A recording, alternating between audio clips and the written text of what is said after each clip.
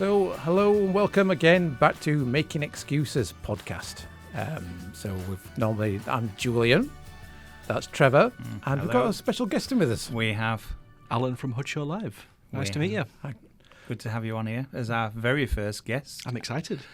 I don't know. It's either going to go one way or the other, isn't it? We'll never have him on again, or he might be a regular. Who knows? Oh, we'll see. Test the water. Yeah. There's normally a good way of making an excuse. You can either make an excuse not to turn up, or you can make an excuse to do something. So this is what the podcast is about. We're making an excuse to do something. So we go out, Trevor goes out doing his drone flying, or we go out e-bike riding, or we go and do something which we wouldn't normally do as a group. Or there's people out there that want to make a difference, or they want to make positive sort of things. But it's actually, if you start making an excuse to do that, then yes. It's an easy to mock something. Or it's easy to say, "Oh, that's good. I like what they're doing, and I want to be involved." Yeah, absolutely. So, how do you fit in with an excuse? I think it's like you said yourself. You find yourself in a situation where you're doing something that you wouldn't normally do, and you're pushing your boundaries. And I think that particularly fits in with Hudd Show Live and how we kind of fell into it. The show itself is. It's founded on a frustration, if I'm honest with you. We've seen where Huddersfield's kind of the journey it's been on over the last few years, and your traditional media outlets have decided to only focus on one kind of angle on it, it reached a tipping point where we thought we've got some skills, some equipment, some knowledge, very limited amount of the latter. It's about time we did something about it. So that's when Hudd Show Live was kind of born. It's been going for around 18 months. And so far as making excuses, it has been testing the boundaries of our skills, our knowledge, and putting ourselves in some quite tricky situations, if I'm honest with you, over the last kind of 18 months in trying to shine a positive light on Huddersfield. Yeah. Because there's a lot of things going on. Because it is the largest town in the UK that's not a city. Yes. So there is a lot going for it. When we talk about you can go 9 miles out one way and you're still in Home Firth, which is in Huddersfield. And we don't have that.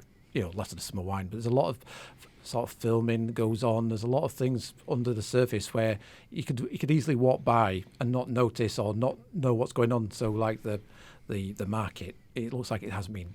It's been a while since it's been touched, or it looks. But there's obviously they've got that the roof, haven't they? That's the listed part of the thing, so they have to really treat that with kid gloves. Yeah, absolutely. I mean, there's a lot of history in Huddersfield, and I think.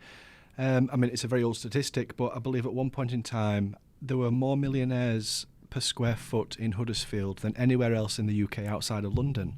There's a lot of heritage in Huddersfield, and in some respects there still is. The textile industry was thriving here many years ago, but there are still some very strong roots in that industry kind of dotted around Huddersfield. There's Antich menswear and tailoring down at the bottom of Leeds Road, who to this day produce some of the finest cloth that's distributed all over the world.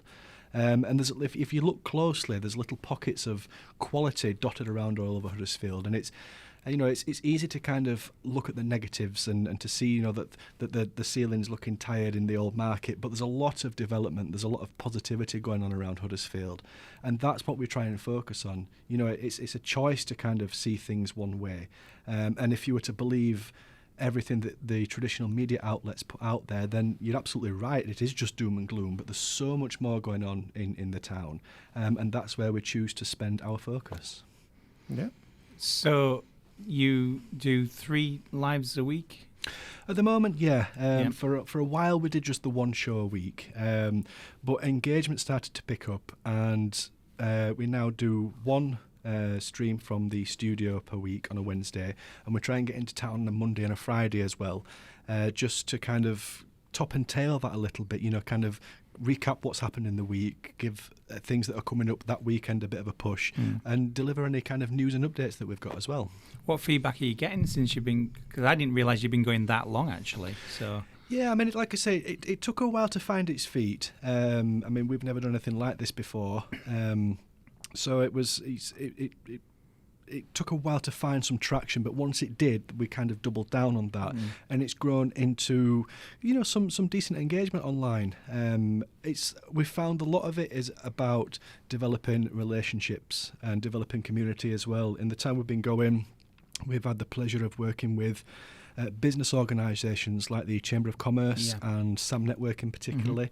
We help those at their live conferences where local businesses come to network and develop. So we live stream their events, and we've had some fantastic response from that in making some new relationships. But the kind of more town centre focused ones, we've established a great relationship with the Packhouse Centre, with Huddersfield Bid. We do some bits with the Imperial Arcade, the guys in there. We're hoping to do some bits with the Kingsgate Centre, possibly the Byram Arcade as well. And they all see the worth and the value in what we're doing. It's just about kind of continuing with it and growing and kind of feeding the content as well. From the industry we're in, we're an events company. We were forced to take our events online during the pandemic, and in doing so, we got a lot of equipment, made a studio, and put some of these online events on. After the pandemic, it was like, well, what do we do with all this now? And we saw that town was going through a difficult time, or retail town centres all over the country were going through this, and people kept kind of blaming the council and saying it's their fault, and it's like, well, actually the council doesn't have an endless pot of money. We're in a position where we've got some skills, some knowledge, some equipment. Let's go and do something. Let's put a different spin on what people see when they scroll on social media, and in doing so, like I say, it got traction. It started to get some good response, and it is just about feeding that now. It's about continuing to grow those relationships and continuing to focus on the positive side.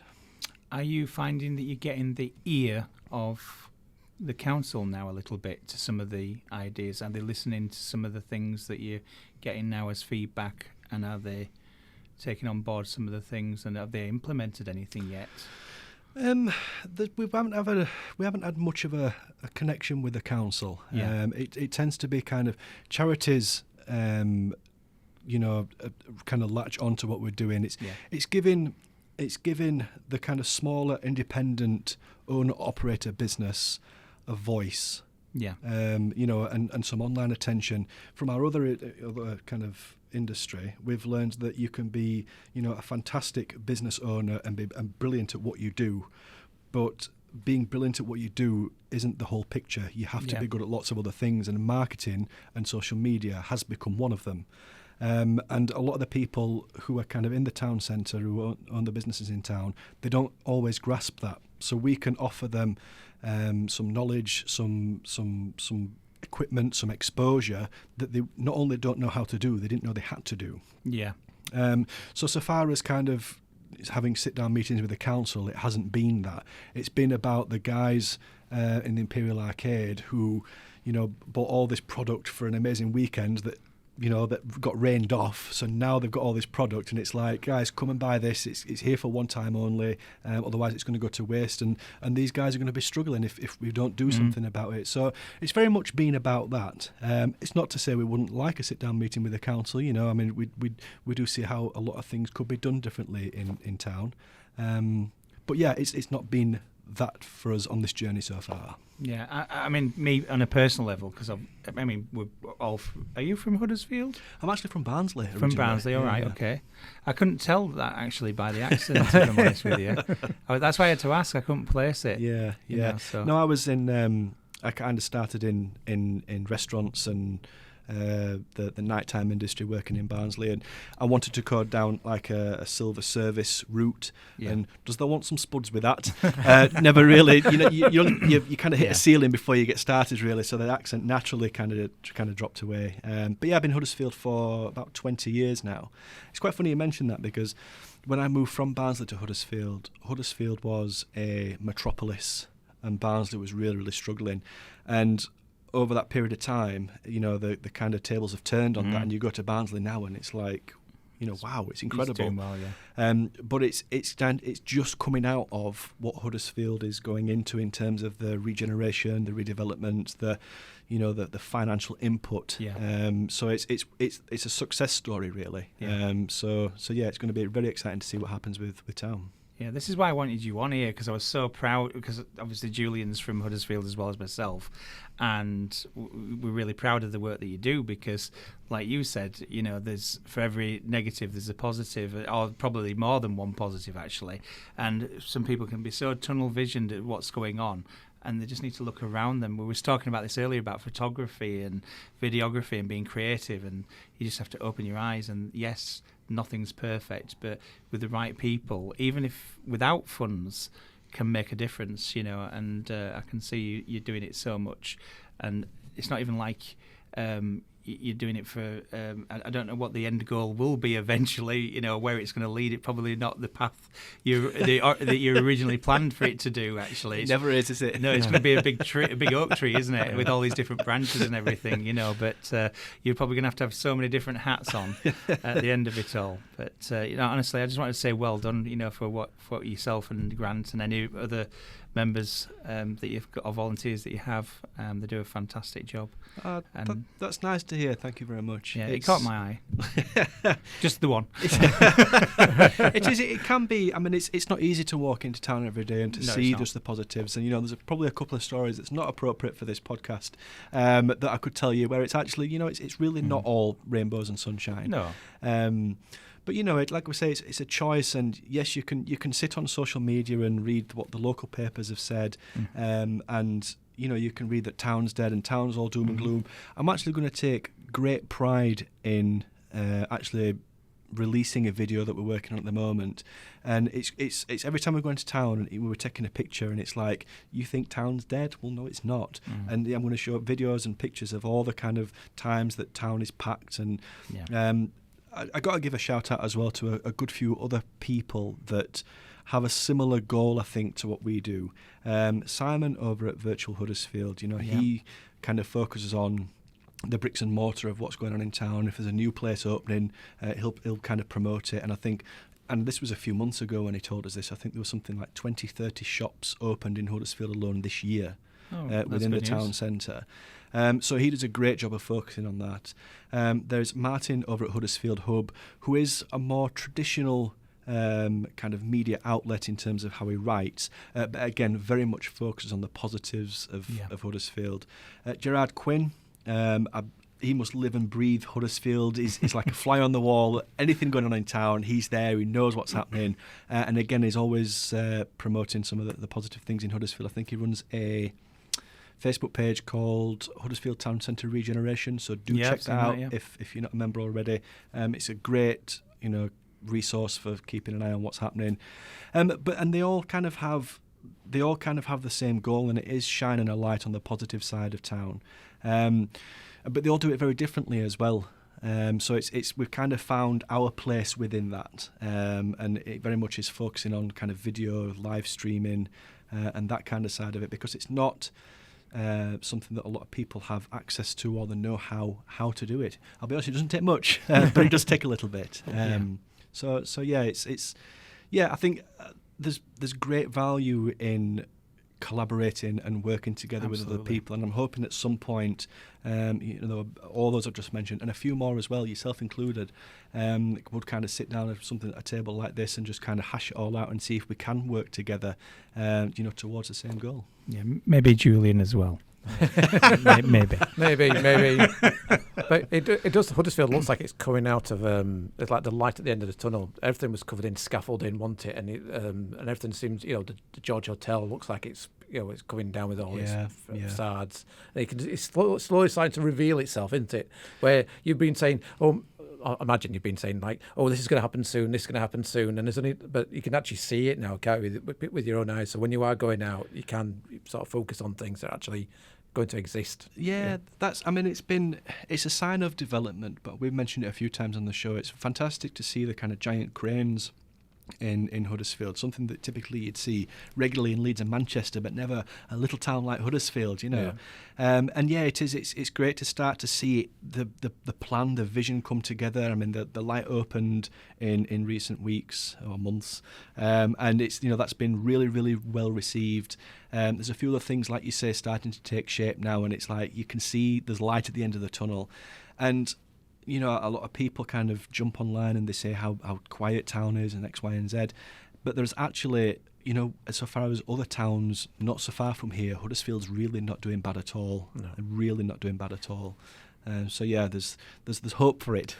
It's when you question these people, say, "Oh, the town's quiet." Have you actually been into town? You know what I mean? There's a lot of people going, "Oh, I remember it being quiet." And it's like just you know, just come into town. That's what you need to do. If you think it's going to be quiet, make it lively. Bring this sort of energy with you. Yeah. You know, that's what you need to do. You can't just say, "Oh, it's quiet, so don't go in." You know, just go in. You know, like I say, there's a lot going on. There is, I think, and again, if kind of sitting on social media and seeing what some of the traditional media outlets say, if you were to just kind of believe everything that's put on there, then you're probably right. But there's another side to the coin. And it's one of those. It's when somebody says, "Oh, town's dead," to me, I say, "Well, when was the last time you went in?" And I think this kind of catchphrase surfaced. I think it was around the pandemic, and it was very much kind of. It was a statement from live music venues and working men's clubs. It was like, use it or lose it. And that case very much applies that to town. You know, if you don't come in, if you don't support it, you know, the majority of the businesses in town are smaller, local, independent stores. Use them or lose them. You know, don't be part of the problem. Come in, show your support, and let's work together to make it better. Yeah. That's great. I think it's good. And your website, or want to give a shout out? We'll put it in the description for the listeners and viewers. But you've obviously given everybody else a plug. You're here. We should have just invited all them along. But no, that just goes to show how selfless you are. You know, that you're too busy thinking about others rather than yourselves. You know, and we will put it in the description and everything, won't we, for viewers and listeners. But for listeners, the web addresses or social medias? It's huddshowlive.com. There is actually, it's a recent addition to it, and there's actually a page where you can kind of submit your own news, your own events, your own charitable happenings, something that you think is positive for the town. You know, you can put it in there with your web address, your logo. We'll promote it on the show, and you know, we are all about the good news story. Yeah. So if you've got an event or anything that's happening that does fit that bill, then do get in touch, and we'll give it a shout out for you as well. Brilliant. That's great. Well, that's the end of the podcast. So thanks again for coming in. It's been my pleasure. And we might actually have him on again, maybe. We'll see. We'll see how we get on. The best guest so far. Can I get that? He is definitely the best guest so far, and he has been well behaved. We've got a Top Gear chart. You'll be at the top of the ranking one. You've not had to use the swear button once. Beep. I've used it now. Okay. Thanks for listening. Cheers. Goodbye. Take care. Bye.